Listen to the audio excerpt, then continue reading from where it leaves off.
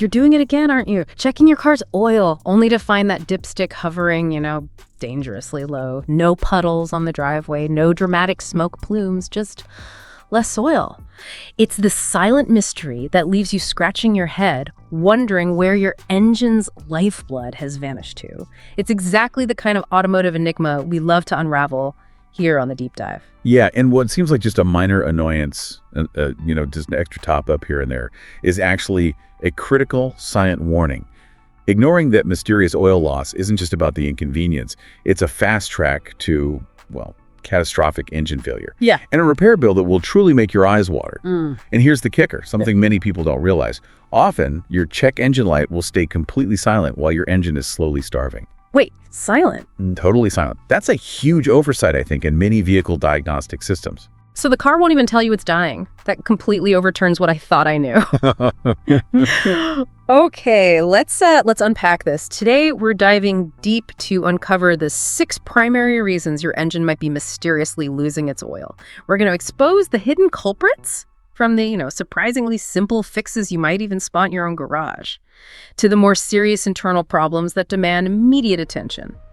Our mission today, based on the data we've looked at, is to equip you with exactly what to look for, what questions to ask your mechanic, and how to potentially save thousands of dollars and, frankly, countless headaches by diagnosing issues early. So grab your metaphorical flashlight, or maybe a real one for later, because we're going to roll up our sleeves and explore these hidden culprits. We'll start with what we hope are the easiest problems to tackle, and then work our way up to the really serious stuff. That sounds like a plan. Beginning with the simplest scenarios lets us methodically rule out the less complex issues first, before we even consider the more critical and often, more expensive ones. It's a good diagnostic pathway. Okay, first up, let's start with what we hope it is, an external leak. But wait, you just said there are often no puddles, right? That totally goes against, conventional wisdom. How can it be leaking if there's no visible trace on my garage floor? Right, and that's where it gets truly interesting and often surprising to people.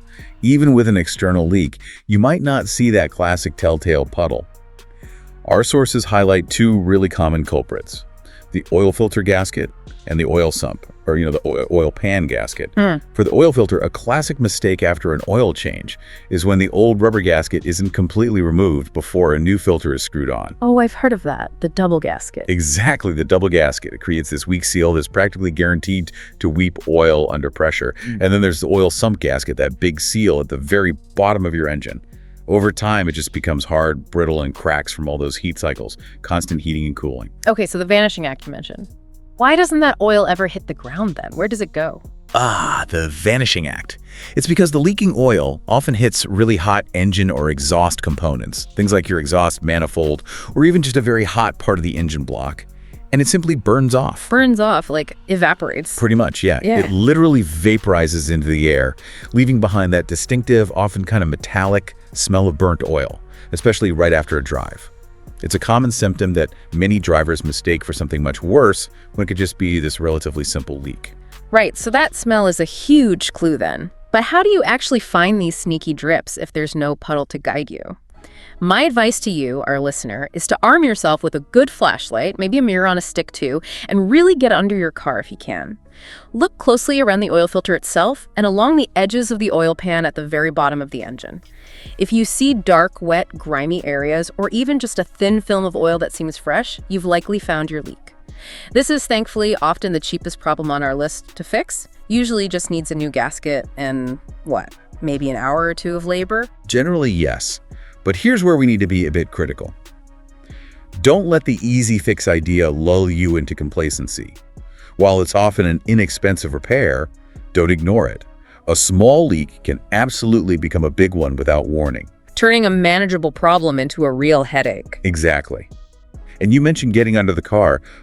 Many modern cars have those plastic underbody trays for aerodynamics, right? Isn't it actually really hard for the average person to even look for these leaks nowadays? That's a really good point. Yeah. It almost feels like it's not such an easy check if you can't easily get under there or remove those panels. You're right. It definitely adds a layer of complexity for the DIYer. And that's why that telltale burnt oil smell becomes even more important as a clue. If you suspect an external leak and you just can't easily see it yourself, it's absolutely worth having a trusted mechanic put it on a lift for a quick inspection. Early detection here, like you said, is still key. All right, moving on from the visible, but sometimes invisible leaks. Next up is one of the most misunderstood and overlooked causes of oil consumption.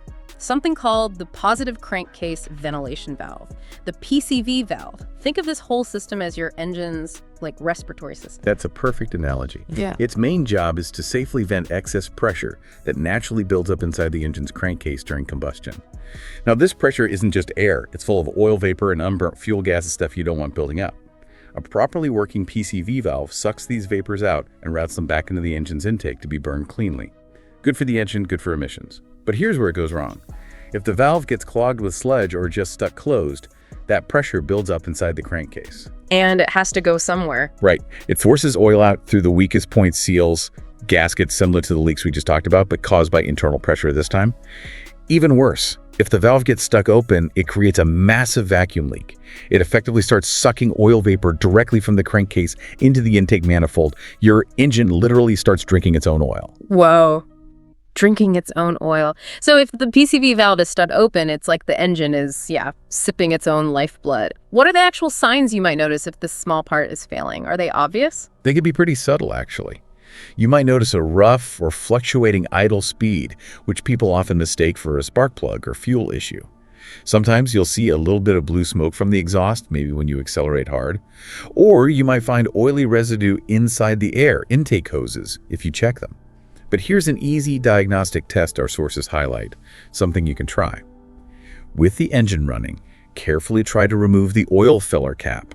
If you feel a really strong suction holding it down, like a lot of vacuum, or if you manage to get it off and see a massive amount of smoke puffing out, your PCD system is likely crying for help. That's a big red flag. I remember a friend who swore his car was possessed. It had this weird idle, a constant burning smell. Turned out it was exactly that, a failed PCV valve. What's often surprising, I think, is that a bad PCV valve can cause oil loss symptoms almost identical to much more expensive problems, right? Like worn piston rings. Precisely. That's why it's such a critical, yet often overlooked, first check. What's really fascinating here is that a PCV valve itself is usually a very inexpensive part and relatively easy to replace on many cars. Yet fixing it can solve a major oil consumption headache that might trick even experienced mechanics into thinking there's a much deeper, costlier issue. It's a small part with a potentially huge impact on your engine's health and your wallet. Absolutely. Hey, if you're finding these insights helpful in, demystifying your car's weird habits, consider giving us a like, maybe leave a comment with your own mysterious car stories. And definitely subscribe to The Deep Dive wherever you get your audio. It really helps us reach more curious minds and keep these explorations going. Okay, moving on. Let's talk about another common visual clue. Have you ever started your car maybe first thing in the morning and seen a distinct puff of bluish-gray smoke from the exhaust, but then it just quickly disappears? You might have just witnessed your engine telling you a story. Indeed. And that story often points directly towards worn valve stem seals. These are tiny but absolutely crucial little rubber seals located right at the top of the engine around each valve stem. Their job is complex. Allow the valves to move up and down freely thousands of times a minute while also stopping oil from the cylinder head, where the camshafts and rockers are all lubricated, stopping that oil from leaking down the valve stems and getting into the combustion chambers. Okay, so they're like tiny little gatekeepers for the oil. Exactly. But over many years and hundreds of thousands of heat cycles, these little rubber seals inevitably get hard. They get brittle, they crack, they lose their sealing ability. And then the oil just drips down when the engine's off. That's precisely it. When the hot engine is shut off, oil sitting in the cylinder head seeps past these worn seals. It pools on top of the pistons or maybe in the intake ports overnight. Then when you start the car next, that pooled oil gets burned off in the first few seconds of combustion. And that's what creates that telltale puff of blue smoke you see. Ah, okay. So while it might seem like just a fleeting moment, it goes away quickly, so maybe not a big deal. But that slow, steady consumption can easily drain a quart of oil, maybe even more, between your regular oil changes. And here's a crucial insight I picked up. This slow oil loss can actually lead to carbon buildup on your engine's valves and inside the combustion chambers over time. That's a critical point, yes. Which then worsens performance and could potentially cause even more expensive issues down the line. It's not just about the oil disappearing, is it? Not at all. You're absolutely right. That carbon buildup is a secondary effect that causes its own problems. Now, this valve stem seal issue won't usually cause a major performance problem right away, but like you said, it will only get worse over time. Besides the morning puff, another sign, less common but important, can be persistent blue smoke if you decelerate suddenly after hard acceleration. The high engine vacuum can suck oil past the weak seals then. Replacing valve stem seals is a more involved job, no doubt. It requires accessing the top part of the engine, the valvetrain. But it's far, far less expensive than needing a full engine rebuild later on. It's really an investment in preventing a much bigger headache. Okay, good to know. Now, let's shift gears slightly. For those of you driving cars with turbocharged engines, and that's a lot of us these days, right? There's another major suspect to consider in our deep dive, your turbocharger. I mean, it's an incredible piece of kit spinning at insane speeds, like over 200,000 RPM, and getting incredibly hot. Absolutely. Yeah. And to survive those extreme conditions at speed, the heat turbochargers rely heavily on a constant supply of pressurized engine oil. This oil cools and lubricates the spinning shaft, and it's all contained by intricate internal seals. When these seals wear out, usually from the intense heat and pressure over time, oil can start to leak. And it can go in one of two directions. If it leaks into the cold side or the compressor side of the turbo, oil gets pushed into your engine's intake system, often collecting in the intercooler or the charge pipes. You might find actual pools of oil inside those hoses if you disconnect them, the ones carrying boosted air to the engine. Now, if it leaks into the hot side, the turbine side, the oil gets dumped directly into the hot exhaust system. It gets incinerated instantly. And that produces those huge clouds of blue smoke, especially noticeable when you accelerate hard and the turbo's really spooling up and working its hardest. Right, the big James Bond smoke screen effect. Besides that dramatic smoke show, are there other signs, like would you notice a drop in performance? Yes, definitely. You might notice a distinct drop in engine power because the turbo isn't boosting efficiently if seals are bad or bearings are worn. You might also hear a distinct whining sound from the turbo itself, kind of like a siren or a failing vacuum cleaner. That's often a sign of bearing wear, which goes hand in hand with seal failure. It's like the turbo thinks it's a thirsty dragon breathing expensive engine oil instead of fire. Yeah, something like that. Oh. And what's really critical here is that a leaking turbo can consume oil at an absolutely alarming rate. It can empty your oil sump surprisingly quickly, leading to catastrophic engine damage from oil starvation if you ignore it. Catching it early might allow for a rebuild of the turbocharger itself, which is less expensive. But if the internal damage is severe, or if you let it go too long, you're definitely looking at a full turbo replacement. And that can be a very, very costly repair. Prompt attention is crucial. Okay, noted. Turbo leaks equals serious business. Great, we're moving into the truly serious territory now, the deep end of the deep dive, maybe. If your car is constantly emitting blue smoke, I mean, not just a little puff in the morning, but pretty much all the time, under various driving conditions, and your oil level is just dropping like a stone between checks, we've likely found the internal engine killer. This scenario often points squarely at worn-out piston rings. These rings are arguably the most critical seal inside your engine, forming the barrier between the pistons and the cylinder walls. They essentially have two main jobs. First, keep the explosive pressure of combustion above the piston, pushing it down to create power. Don't let it leak past into the crankcase. Second, scrape excess oil off the cylinder walls on the piston's downward stroke, leaving just a microscopic film for lubrication and preventing that oil from getting into the combustion chamber. Okay, so sealing pressure down, scraping oil up, or rather, down. Exactly. Now, when these rings wear down over many miles, or they lose their tension, or, and this is important, they get clogged and stuck in their grooves with carbon deposits. Carbon buildup can be a huge factor here, often from things like frequent short trips, maybe using the wrong oil type, or stretching oil change intervals too far. When that happens, the rings fail at both jobs. Combustion pressure blows past the rings into the crankcase, that's called blow-by, and oil gets past the rings into the combustion chamber, where it just gets burned along with the fuel. So it's not just losing oil now, but you're also losing engine power because the combustion pressure is leaking away. Sounds like a double whammy. It is precisely a double whammy. This doesn't just cause massive oil consumption, it also leads to a significant loss of engine compression. That means less power, worse fuel economy, potential misfires. It's a downward spiral. And this isn't some simple leak you can just patch up from the outside. This is a fundamental failure of the engine's core rotating assembly. Okay, so for worn piston rings, it sounds like the only fix is a complete engine teardown. Is there any scenario, like any hope from additives or maybe using thicker oil? Or is that just, wishful thinking before the massive repair bill hits? That's a fair question people always ask. And unfortunately, it's mostly wishful thinking once the rings are genuinely worn or badly stuck. While some mechanic-in-a-bottle additives claim to restore rings or free them up, they are generally pretty ineffective for significant wear or heavy carbon deposits. Using a thicker grade of oil might temporarily slow the consumption rate down just a tiny bit by making it harder for the oil to get past the rings. But it's really just treating a symptom, not the underlying cause, and it won't stop the compression loss. The only real solution for truly worn or stuck piston rings is that complete engine teardown and rebuild. That involves removing the pistons, replacing the rings, and usually honing the cylinders, which means resurfacing the cylinder walls to create the perfect seal for the new rings. Right. We're talking about a major, often wallet-emptying repair. I actually had a customer once bring in a car with such severe piston ring wear. Yeah. He thought his exhaust pipe had a massive hole in it, but it was just the sheer volume of oil constantly burning and pouring out the tailpipe. Incredible smoke. Wow. And this is exactly why addressing those smaller oil consumption issues we talked about earlier, the PCV, the valve seals, is so critically important. Catching things early can potentially save you from ever reaching this point. Prevention is absolutely key here. Okay, engine rebuild. Definitely want to avoid that. And finally, we arrive at the last stop on our tour of oil disappearance.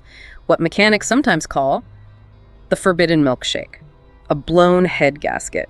This is the single most critical seal in your entire engine, isn't it? It truly is. The head gasket is that thin, often multi-layered gasket sandwiched right between the main engine block and the cylinder head on top. Its job is incredibly demanding. Yeah. It has to seal the intense combustion pressure within the cylinders and seal high-pressure oil passages traveling between the block and head, and seal high-pressure coolant passages doing the same, all in very close proximity. So many things relying on one gasket. Exactly. And if this gasket fails, particularly if it fails between different types of passages, you have a catastrophic problem brewing. For instance, if it fails between an oil passage and a coolant passage, oil gets forced into the cooling system. You might see a greasy, oily film floating inside your coolant reservoir. Or worse, coolant gets forced into the oil system. That's when it creates that disgusting, creamy, coffee-colored sludge. Ah, the forbidden milkshake. That's the one. You'll see it on your dipstick, maybe under the oil filler cap. And it sounds almost funny until you realize what it means for your engine. Yeah, sounds like a fun treat until you realize it's an engine killer. And it absolutely is. It can also fail between an oil passage and a cylinder. If that happens, oil will just pour directly into that combustion chamber, causing constant heavy blue smoke from the exhaust, similar to bad rings, but often more severe. But the worst case scenario is definitely that oil and coolant mixing. Why? Because coolant is not a lubricant at all. That milky mixture will rapidly destroy your engine's bearings, the crankshaft bearings, connecting rod bearings. It strips away the protective oil film, leading to rapid metal-on-metal contact and seizure. Okay, so that's really bad. Extremely bad. A blown head gasket is always a major repair, requiring removal of the cylinder head, the top half of the engine, basically. Yeah. But if you see any signs of oil and coolant mixing that milkshake sludge or heavy oil in the coolant, stop driving the car immediately. Tow it. Seriously, the longer you run it in that condition, the higher the chance you'll turn a head gasket repair into needing a complete brand new engine. Wow. Stop driving. Got it. That raises an important question, doesn't it? Are you, the listener, truly listening to the critical, often subtle warnings your engine might be giving you, or just waiting for total failure? Good question. Wow. Okay, what a deep dive that was. We've navigated from the simplest drips that just evaporate on a hot exhaust pipe all the way to the truly terrifying, forbidden milkshake of engine catastrophe. We've unpacked 6 often hidden reasons your engine might be losing its lifeblood, hopefully equipping you with the knowledge to potentially save thousands of dollars and, countless headaches. Absolutely. And if we connect all this back to the bigger picture, I think the takeaway is crystal clear. Significant oil consumption is never normal. Never. It's always a warning sign, always a story your car is trying to tell you about its internal health. Vigilance, checking your oil regularly, paying attention to smells and smoke, and early diagnosis are just absolutely key. Knowledge really is power here, especially when it comes to preventing a small, manageable issue from snowballing into an engine-ending disaster. So the next time you pull out that dipstick, what new details will you be looking for beyond just, oil level line? What story is your car silently trying to tell you, and are you now truly ready to listen and, more importantly, respond? We really hope this deep dive has given you a clearer understanding and maybe, just maybe, saved you from a future headache. Until next time, keep learning, keep questioning, and keep those engines running smoothly.